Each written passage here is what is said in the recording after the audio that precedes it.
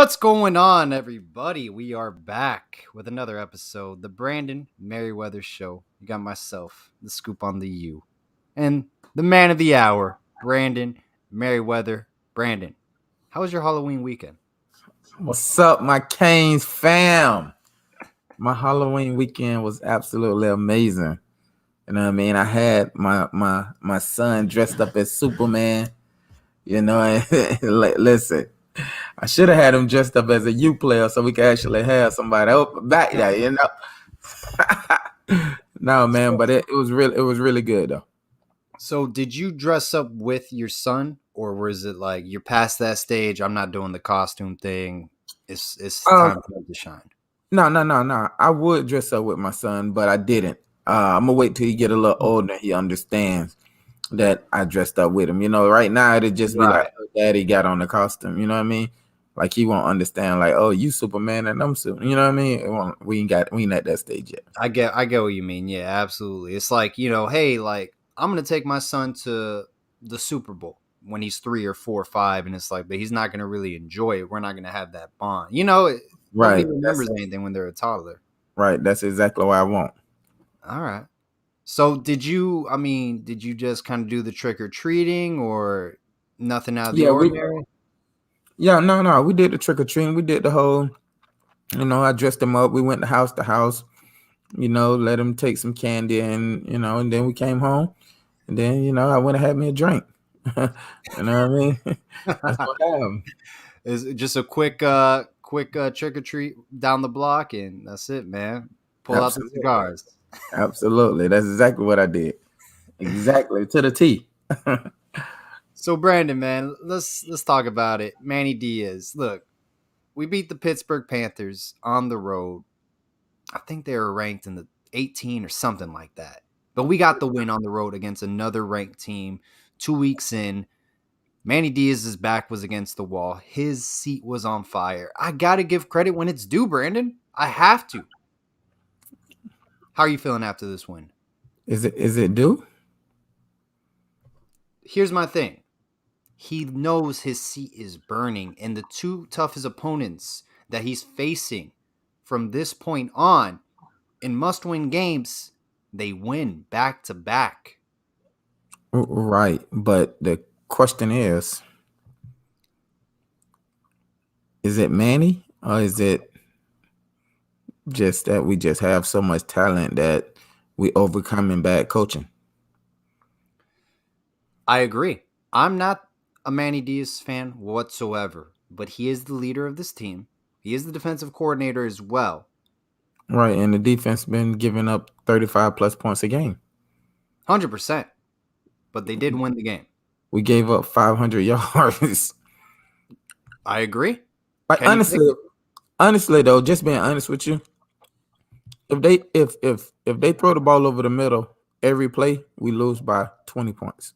Oh, it was wide open all day long. Like, and for you to be a D coordinator, you should see that and be like, at least let me put a robber there or a spot drop somebody there.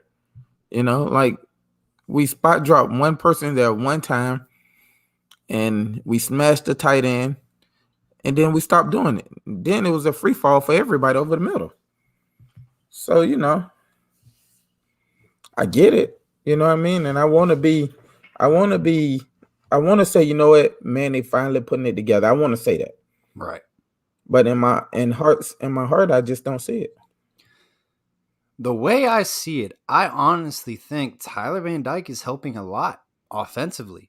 The offense is moving a lot better with Tyler Van Dyke as quarterback than it was with De'Ara King. All right, listen. Now, TVD has been doing this thing. Okay. I can't even lie. He's a lot better than I thought. You know what I mean? I agree with that. But let's not make it seem like he be playing some juggernauts now. Of course. Like granted, Pittsburgh defense ain't no top 5 defense. Now he just ripped them to shreds. Like NC State ain't no mama killers either. Now come on now. Like, yes, Now, this is what I will say. TVD looks a lot better than D King. Ooh, interesting. So this is what I'm saying. The last two games Right. had of TVD look better than every game King had since he been there. Now, to go back to your point, though, UNC, Pittsburgh, NC State. The King faced Michigan State, Alabama, and they're both in the college football playoffs if it were to end today. Okay. Do you think De'Ara King performs well, healthy? Remember, he tore his ACL, came back from it. No. You don't think the team still functions offensively like we're moving with Tyler Van Dyke with King at quarterback? No. No. No, absolutely not. The things you do with King is a lot more running plays. Like you put him in situations where if something go wrong, he gonna make it happen with his feet. You put him in them situations because that's what you know gonna happen. With Tyler Van Dyke, you actually throw that thing. Like you could actually call passing plays that's legit passing plays. Like he could make every throw easy. Yeah. You know what I mean? And he's accurate. He has a great deep ball. His problem is he got a long windup and he haven't been taught yet how to read the quarterback. I mean, how to read the defense. That's his only problem. Like the reason he gets sacked is because he hold the ball too long. Period. Like he hold the ball. Like that's how he reads the defense. Right. He hold the ball and he sits there and waits until he sees something come up and then he throws. Do you think? No, well, that was my echo. I thought it was someone else talking.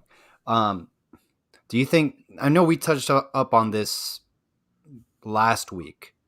Do you think Tyler Van Dyke is still kind of eyeing down his first read, eyeing down one wide receiver, and then he'll move on to the next one, and then it may be even too late before he sees other open wide receivers? Did you see that against Pitt? Yes. Okay. Yes, but see that's something that's gonna happen and it's gonna come with time. Now that come with time. Like it's hard to throw somebody out there and say, all right, look, you're gonna get hit, but treat it like it's 7-on-7, you know, but you just getting tackled. Like, no, you can't do that. So, Brandon, this is what worries about me with freshman quarterbacks, right? I'm going to give you an instance. Jaron Williams against Louisville, he had 7 touchdowns. He broke Deshaun Watson's ACC record, some crazy stat line. Brad Kaya against, I believe, Arkansas State threw for over 500 passing yards. Their careers at Miami, Kaya got drafted in the 6th round. I think he left early. Jaron Williams isn't even starting at USF. I don't even know if he's still there. We have to develop these quarterbacks to the fullest. Because right now we're saying, oh, there are people saying Tyler Van Dyke is the best quarterback in the ACC, which I don't think so. I think he's done good so far, but let him play his time this year. Let him get his games in, and we'll learn more about him. It's only 4 games or less. If we keep switching offensive coordinators every year, doesn't you think, or we just put in another offensive coordinator where it doesn't click, that could really hurt his development. So development is very key if you're going to start him at a freshman year. Yes, I agree. But even if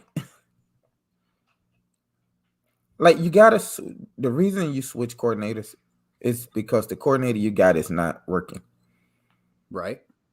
Or like if he was developing these guys and these guys was, performing good back to back, then, even if the head coach did get fired, like everybody would have been saying, man, look, man, we like if offense was doing great, right, and we was losing because of defense and only defense, everybody will be saying, hey, man, look, man, maybe Leash should be the head coach. But ain't nobody saying that.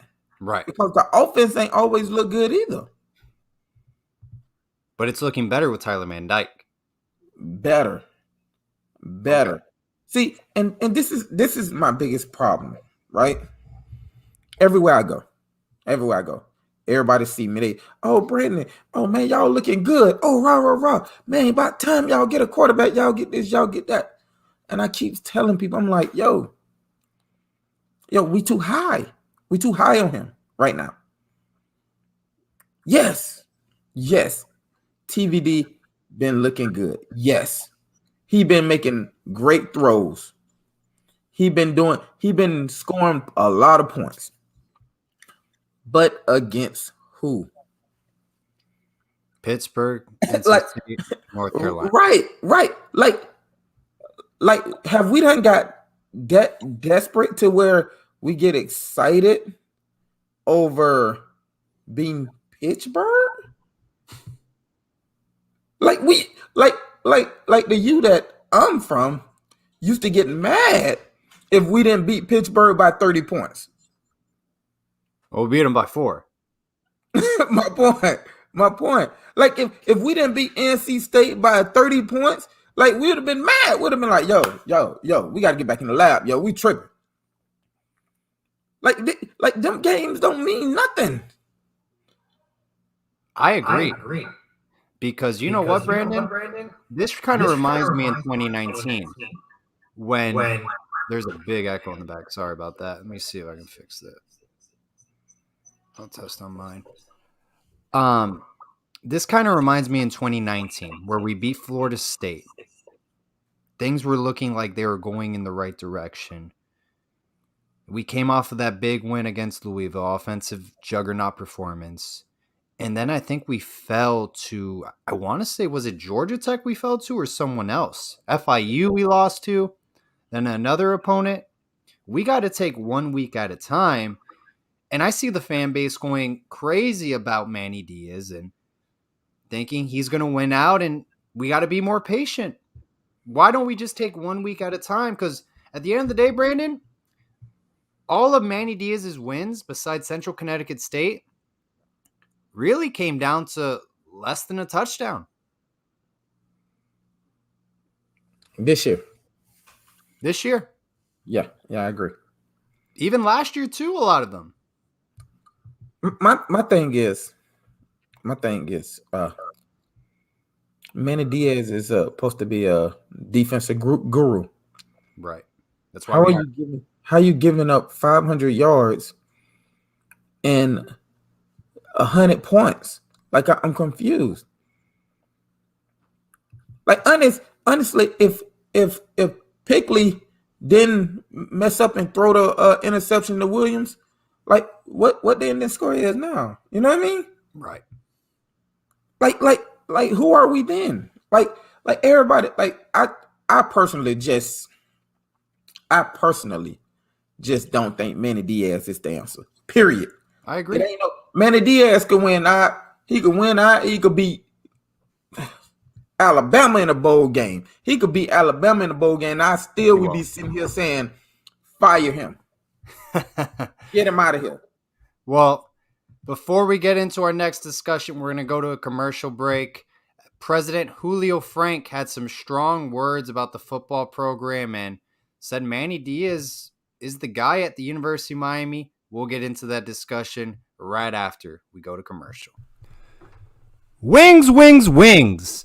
The best chicken wings outside of the Orlando area off of 452 North Park Avenue, owned by Miami Hurricanes football legend himself, Brandon Merriweather. If you love chicken wings, you're going to love Wings, Wings, Wings, owned by the man himself, NFL veteran, Brandon Merriweather. Got to check it out. Once again, Wings, Wings, Wings off of 452 North Park Avenue in Apopka, Florida. All right, we are back. Brandon, so I'm going to give you a little backstory here. David Epstein, he's one of the top boosters at the University of Miami. He said, great job by Manny Diaz. The youth movement is here. He was excited. He said the team played with a lot of heart. This is what he tweeted out. He's one of the top boosters, BOT, Board of Trustees members at UM.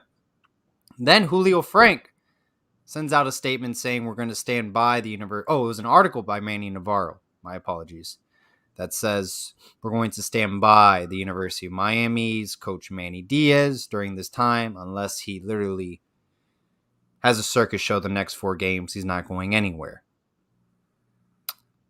I was pretty depressed, pretty disgusted when I heard that, because it seems like going 8-4, 7-5 is normal. And now we're all rooting for the youth movement, but coming into the season, we were the veteran team returning with like 19 total starters. What am I missing here? What I told you already. His father? Yes. Yes. What's the booster name? What's the booster name? The one who tweeted just now, who you just read his tweet. What's his name? Dave Epstein. Epstein. That's him. Like him and Diaz dad is super tight. Like they have been for years. Why you think they wouldn't fire Manny Diaz long before? Like it's a reason his daddy got this much power. It's because his daddy has control. I think it's like 3 of the major donors that's on the booster club, booster team. Okay. Like it's like 3 of them that's real tight with Manny Diaz daddy. So if all 3 of them saying, hey, nah, man, we need to hold up. No, man, no. Got to give him time. But my thing is, give him time to do what? Exactly. I agree. Like what's going to happen is he going to kill the program. Like he going to kill the program. Like you already got players who saying, you already got recruits who saying, man, I ain't going down there, man. Y'all trash. Like if you already got that. And my issue with recruiting, Brandon, is that we're 59th in the nation. We're not getting better. We're already entertaining JUCO prospects. We got them on visiting. JUCO. This is my point. Now, I do think, some JUCO players are worth it.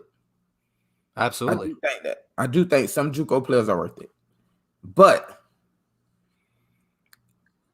if you can't win Miami when you in Miami, then we got a problem. Like honestly, you should never have to leave. Like honestly, you should never have to leave Miami. You should literally be able to go in there and say, all right, man, besides to get O-line, you should be able to say, hey, you, hey, all y'all right here. Hey, all y'all coming to the U. All y'all got a scholarship. Y'all get together, team up, baby. Let's go. Like that's what I'm telling you. We don't have that. Would you think I'm crazy or that I'm lying if I told you we don't have one commit out of South Florida committed to this class? No, I would think you was absolutely right. Alabama got 7 from South Florida. They have 7. Yes, we Florida, can't even get. Florida got 5. Even Florida State got a couple. How about UCF? They probably have more than us. I bet you they do. I bet you they do. UCF. I bet you they do. So this is going to be like a domino effect. I mean, do you think we can build a program relying on JUCO prospects and on the transfer portal going into year 4? I don't like it whatsoever. Ain't nobody going to transfer though. Ain't nobody transferring here no more. Not even from like G5 programs. Buffalo. Man, I want to play in a P5 ranks. Man, if we get them from Buffalo and Houston, then we don't need them. Like, man, I got some high school players better than them Jets. Like, for real. Like, what are we doing? So there's a tight end, I believe, from, Illinois. I want to say Illinois that he was on a visit. He's a tight end. He was visiting the University of Miami past couple weeks. Tight end from Illinois. You heard of him? You heard of him before? No, I don't know any of these guys. They just randomly pop up. That's my point. I knew Tate Martell because of Tate Martell, but That's my point. Yeah, and Like if Derek King too. like if you if these guys are worth something, like you knew who Rambo was. Yeah, a little bit coming Like out of I high knew who school. he was because when they Yeah. say he was transferred, I was like, oh, we got us one. Like he legit. It paid off. Like yeah, like yeah, I agree. It paid off. You know what I mean? I know who the DN that just went to play went for to the Steelers, got drafted to the Steelers. Now he with New York. Quincy Roche. Yeah, I knew who he was. But bro, we not like let's be honest. When you transfer, you saying, all right, man, I want to go to a good team that got a chance, but I'm gonna still be able to play. Right. I want to play with a better quarterback or something like that. You ain't doing that at Miami.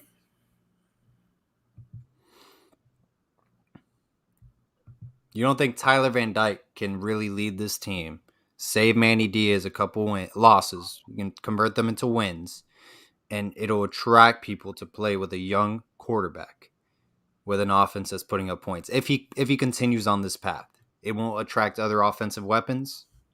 Yes, I think you could. Yes, yes, yes. I think TVD can attract players and save Manny Diaz a couple wins.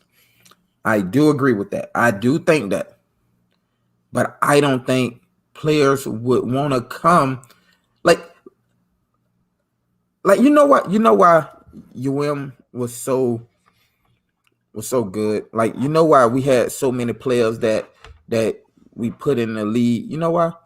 Why so many players was coming is because we was putting people in the league first round, second round, third round. Like that's leaving. That's leaving. Right. Like let me ask you a question. Like if somebody called you right now and said, hey man, you got a full ride scholarship to Miami. And then 2 days later they call you and say, hey man, you got a full ride scholarship to Alabama. Where you going? Alabama.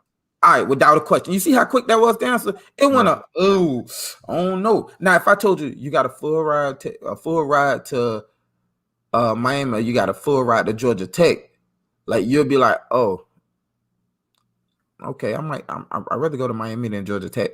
Now you think about that. But what I'm saying is, like, don't nobody want to come to Miami because we ain't putting nobody in the league. If we were still putting people in the league like Florida doing, people would still be coming to Miami.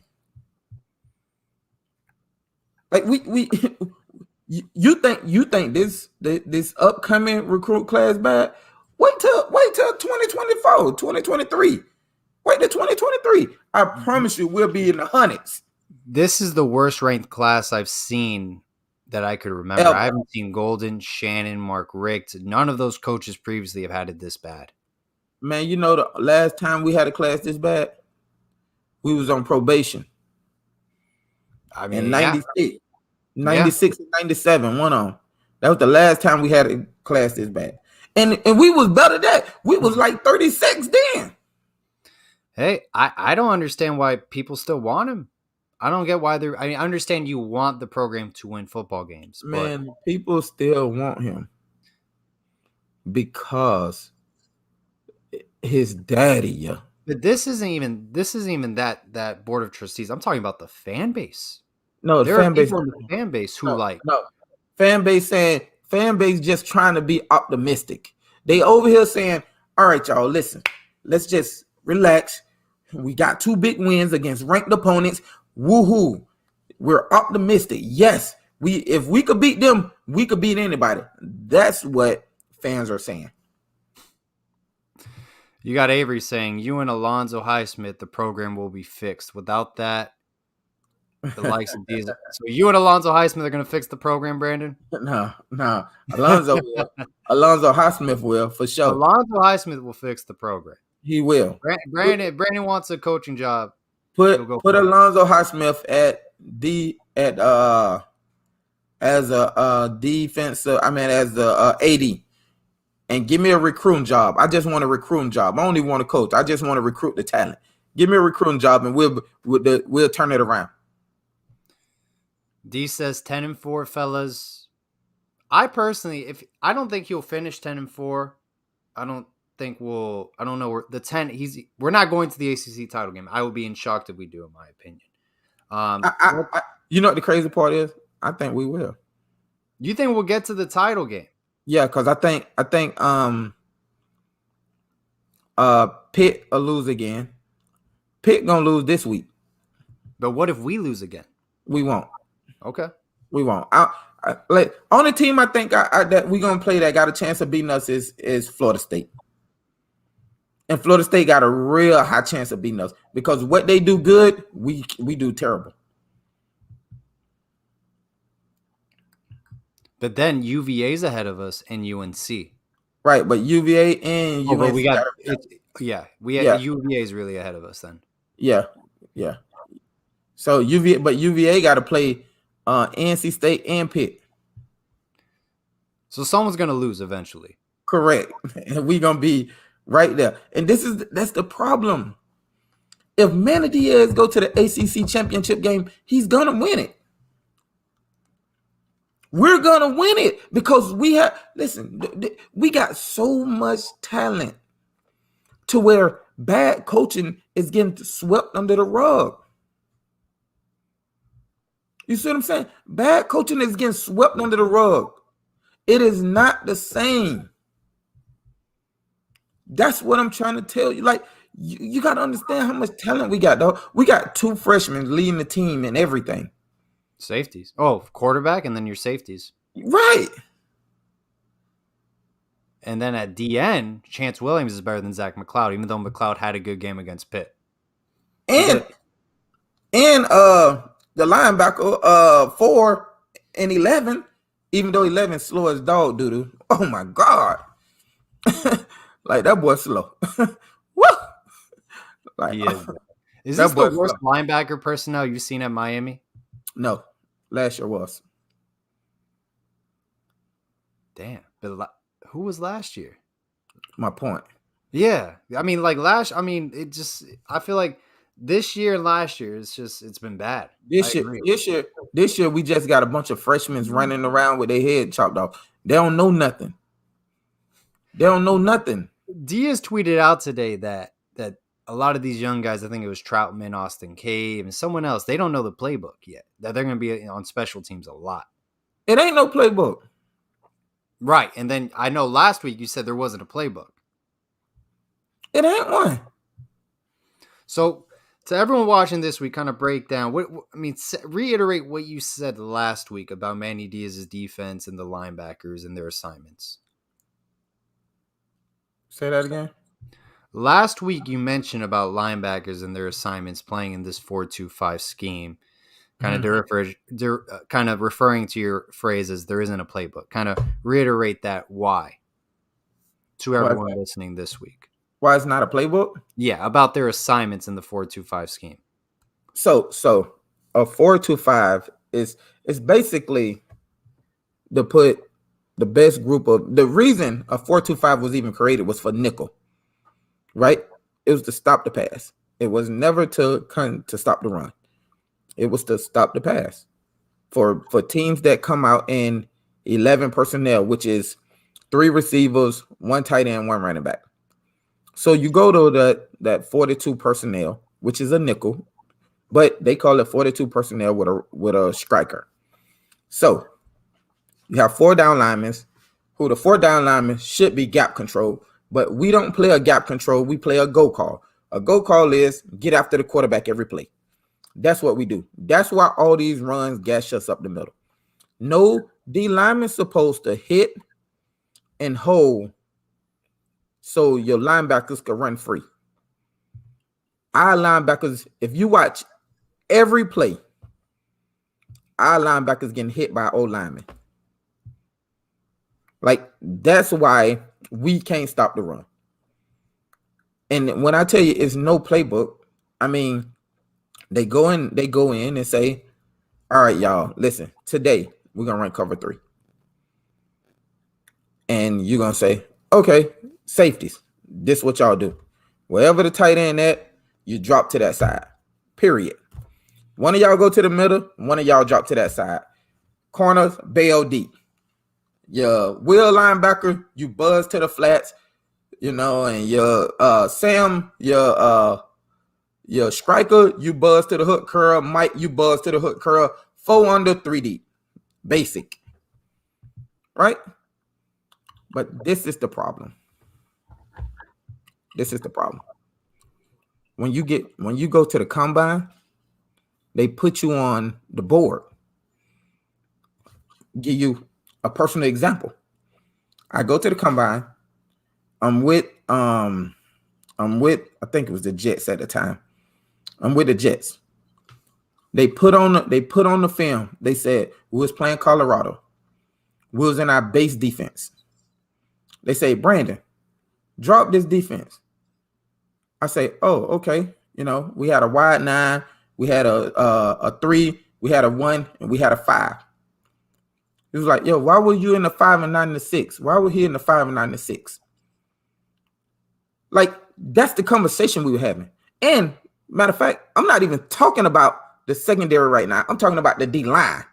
So I had to break down the D line. And then I come back and say, all right, our linebackers were in a 20 and 230s, a 10 and 230s. That's why our defensive end was in a 5 and not a 6, because he was in a 30. So if he crashed down, he could wrap around real tight. Period. Safeties. We played a quarter half. On the strong side, I was the strong side safety. I played the quarter half. So I was always on the tight end side. And then I switch and rotate and be with Beeson. But that's what I'm saying. So every now and then, like we'll play, cover 3, which will look exactly the same. So they will ask you stuff like, all right, well, drop that defense. What happened if this running back do this, and what does this linebacker do, and what do you do to help him? You see what I'm saying? Right. So like if you're doing all that, how do you like it's people ain't gonna get drafted. Like I'm gonna give you an example. Zero. Williams. He gonna have all the talent. He gonna have everything. He gonna fall draft spots. If we keep Manny Diaz, he gonna fall draft spots because he ain't gonna be able to get on the board and teach people the defense that they run. He gonna be able to write up what the safeties do and maybe the corners, but he ain't gonna be able to tell you what the linebackers and the D line do, because many don't teach that. Brandon, that's why draft picks won't come. Hey, I'm all for look, I don't like Manny. I don't think he's the right guy. I think you're speaking words of wisdom. I think you're 100% right. And who better to listen to than an NFL veteran? We'll be right back, guys. We got one last discussion for the night.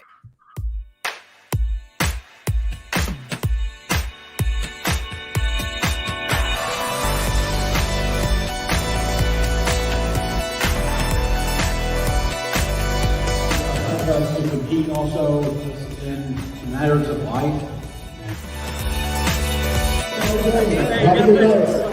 How you doing, buddy?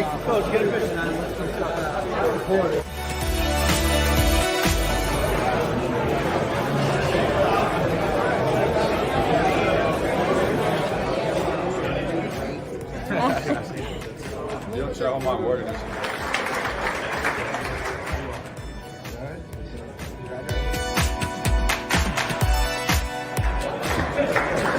Well, you might be in trouble today.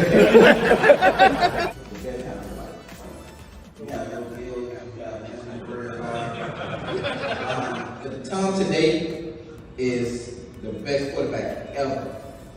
But the Tom his rookie year wouldn't be the Tom today without him. So I would say you can't have fun without him. It killed my career.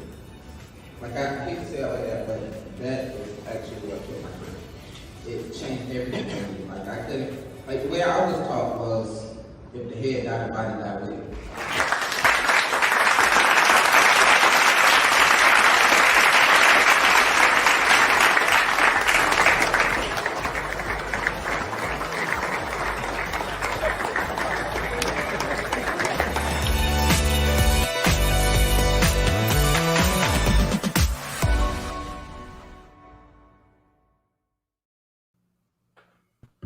All right, we are back for the final segment of this show.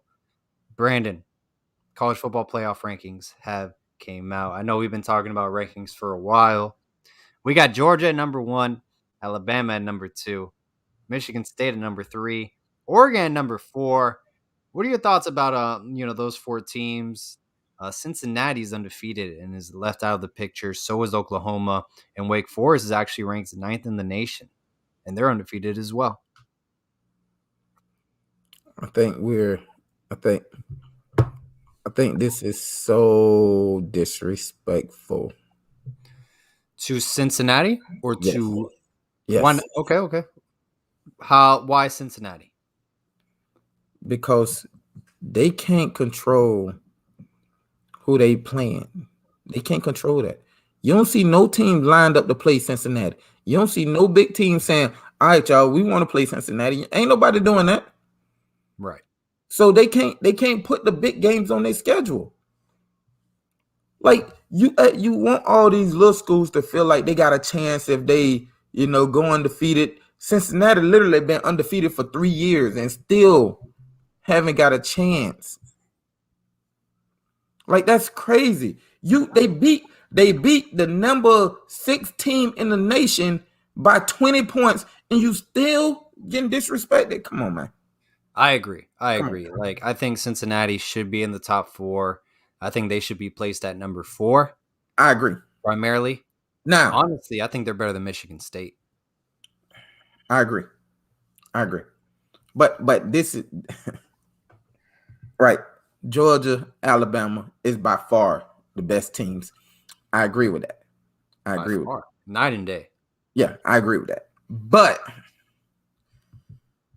the way I still can't see how you like Oklahoma.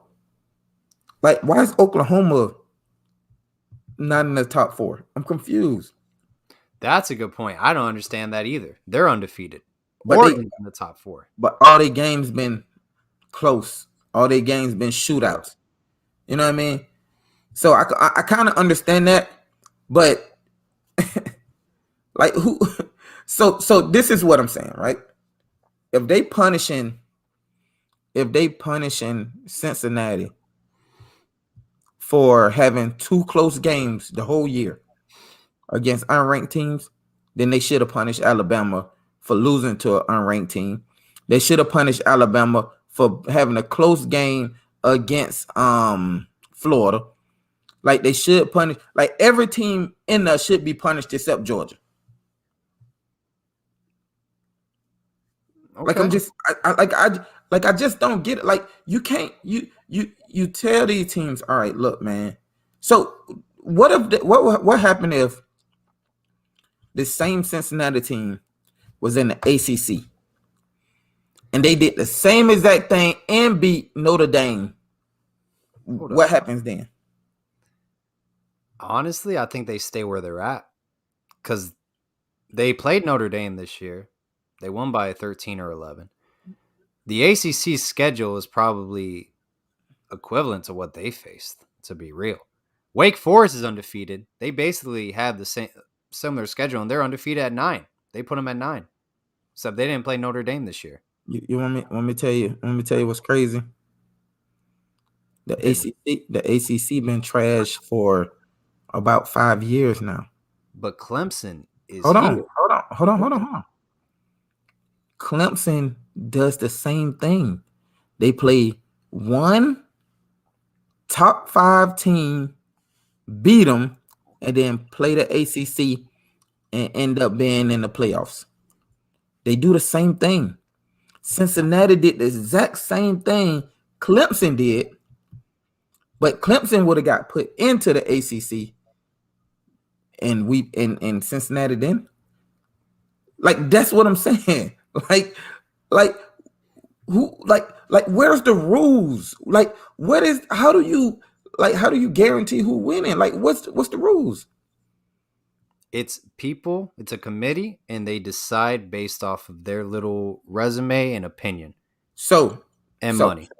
Yes, I agree with that. Now, if Georgia beat Alabama in the SEC championship game? Is Bama out of it? They have to be with 2 losses. You got to kick them out. It's not fair to the 1-loss or undefeated teams. What you talking about?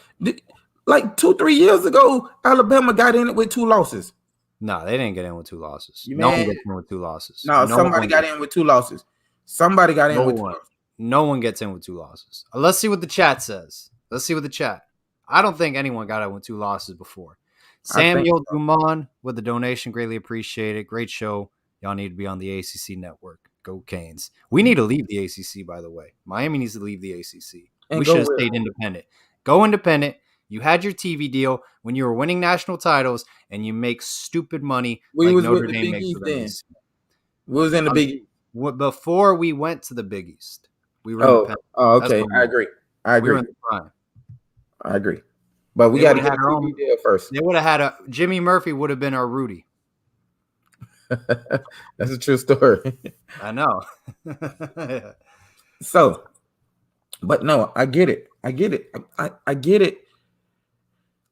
And honestly, I think if Cincinnati played the top 5 teams in front of them, I think 3 of them they beat. That's the truth. So you don't think they beat Alabama and Georgia? Correct. And I think they give Alabama a fight. I'm talking about like teeth and nails to the last play. Do you think they give Alabama a fight? Yeah. I think it's a close game. I think it's a touchdown, 10-point game. Right. I think they fight. Yeah, I agree. Right. But I think they beat Oregon by 10. I think they beat Michigan State by 10. You know? Oh, yeah. So I'm just confused. But this is another thing. Cincinnati is actually in a great spot, actually. If they don't get fucked. Because if they lose one game, it's over. Right. No, they won't lose. I'm not worried about that. But what I'm saying is Michigan State got to play Ohio State. Michigan got to play Ohio State. So one of them, Ohio State finna get booted out of there by one of them. Maybe. Or Michigan State lose and they get booted out of there. Georgia got to play Alabama.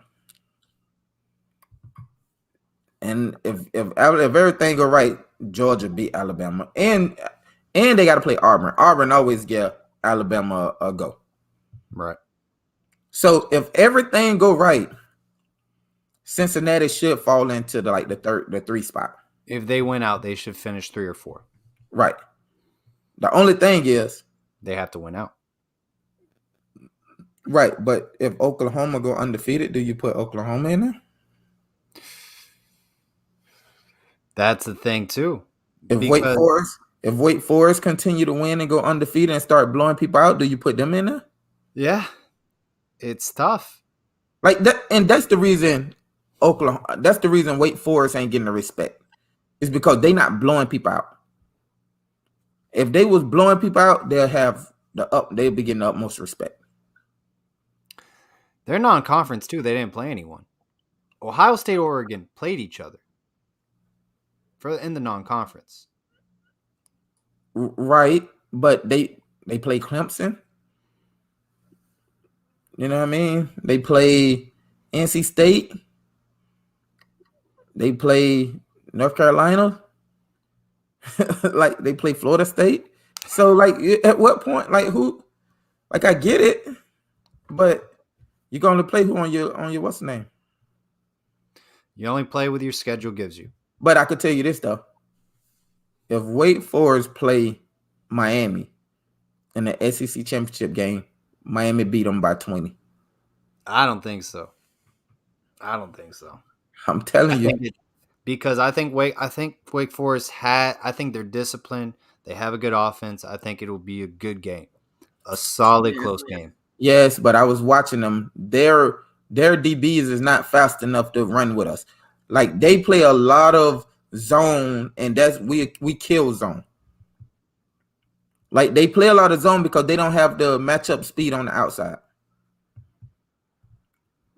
So if we get 2 stops, we beat them by 20. I'm telling you.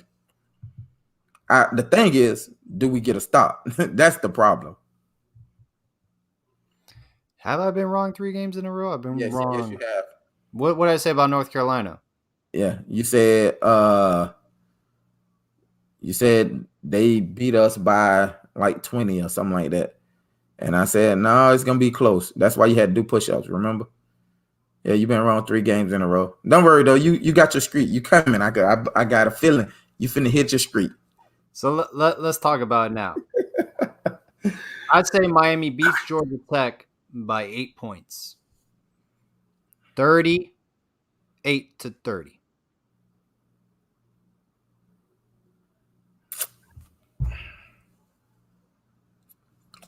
I agree. I agree. We can't agree on the same score. I'm not talking about the points. I'm talking about I believe Miami beat Georgia Tech. But I think it's more like 28, 24, something like that. 28, 27. Ooh, It's gonna be close. It's gonna be a close game. It's gonna be a lot closer than people think. I think Like so too. like a field goal at the end of the game to win type. I think so too. Yeah. I think Georgia Tech's going to have a chance to win the football game on a drive Right. or tie it up. I agree. Okay. Right. You think Tyler Van Dyke stays on his performance, or we see kind of a fallback game? No, Tyler Van Dyke gonna be Tyler Van Dyke. He's that kind of guy. He's that player. He will always be Tyler Van Dyke. I think their quarterback Sims is going to take off running a lot. That's exactly why I say we gonna have a problem. That's why I think the score gonna be like 20, 28, 27. It might even be 35, 34, but it's gonna be a 1-point game. I agree. It's gonna be a close game. I agree. All right, Brandon. Anything else you want to talk about before we wrap it up? Do some questions for the fans watching. Oh, my GoFundMe is up, man, for my Christmas drive. Y'all go to Brandon Merriweather 31 Ways and donate. I need y'all to donate for the kids in the hood, man. I gotta get them every year. It get bigger and bigger, and I need y'all help. So please, 31 Ways, Brandon Merriweather 31 Ways Foundation, GoFundMe. Y'all go help me out. Send me the link on Twitter or through email because you have my email. Yeah, I got you. I'll put it on Twitter. I'll put it right here on the banners. I got you. Where that's moving down below. Okay. And we'll put it out the entire show, and people can donate while we go live. Yes, sir. That would be perfect. That would be perfect. Oh, we got 2 questions. 2 questions. We didn't do the questions. Let's get 2 of them. 2 or 3. All right. If you got a question, put it in the chat. We got one right here. Has TVD and his ability to throw 40 to 60-yard passes on a rope completely altered Miami's offensive concept? Yes. Absolutely. Yes, the fact that his arm is that good, it allows Leash to actually run more traditional and real concepts, passing concepts. And he could see over the line. So Yeah. he ain't gotta look in pathways. So yes, I agree. I want to see more empty sets with Tyler Van Dyke. Let's get aggressive running the football. 5 wide receivers out wide. All right. So, Brandon, you're an alumni. You got a lot of former teammates. Has anyone said Blake James is out after this season? A lot of speculation out there. Have you heard anything? Yes, I have heard that. Okay. Yes, I have heard that. Now, do I believe it is another question? Gotcha. Because if you get rid of Blake James, you got to get rid of Manny too. Like it ain't one or the other. Like unless they gonna get somebody who bring him in and say, "Hey, listen, we bringing you in, but you got to understand this is Manny's team this year, regardless of what's happening." Like if you get that, then ain't nobody gonna take the job. So you might as well keep Blake. I agree, but I think it's a good step forward if we do fire Blake James. I agree. All right. We got the 2 questions in. I appreciate everyone joining the show tonight. Brandon, it's always a pleasure talking Canes football with you, man. Hope everyone has a great rest of their night, and always go Canes. All right, homie.